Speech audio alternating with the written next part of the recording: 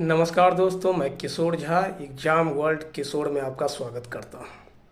ये जो टॉपिक आप देख रहे हैं इसमें बहुत सारे स्टूडेंट फंस जाते हैं एग्ज़ाम में कि पूर्व की ओर बहने वाली नदियाँ कौन सी है और पश्चिम की ओर बहने वाली नदियाँ कौन सी है। इसमें कन्फ्यूजन आ जाता है। तो यदि हम एक को ठीक से समझ लेंगे कि पूर्व की ओर बहने वाली नदियाँ कौन सी है, तो फिर पश्चिम की ओर बहने वाली नदियाँ के बारे में यदि हम नहीं भी जाने तो भी कोई ज़्यादा फर्क नहीं पड़ेगा, लेकिन एक के बारे में हमको पूरी तरह से मालूम रहना चाहिए, उसमें किसी भी तरह का कोई कन्फ्यूजन नहीं होना चाहिए। तो मैं पूर्व की ओर बहने वाली नदियों के बारे में समझ लेते हैं कि पूर्व में आप देख लीजिए कि एक शब्द जो है उच्चारण में आइए, पूर्व रॉ आ रहा है, पूर्व रॉ। तो पूर्व की ओर बहने वाली नदियाँ जो 5 आप देख रहे हैं, इसमें 3 के अंत में रॉ आ रहा है। Kaveri raw, Godavari raw, Damodar raw.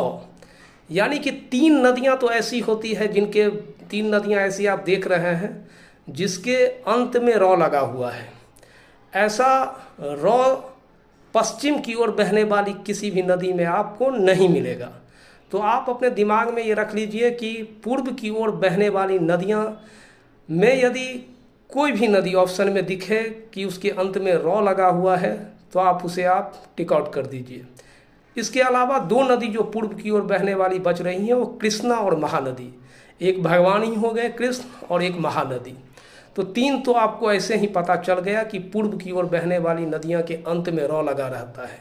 Kaveri, Godavari, Damodar, तीनों के अंत में रॉ।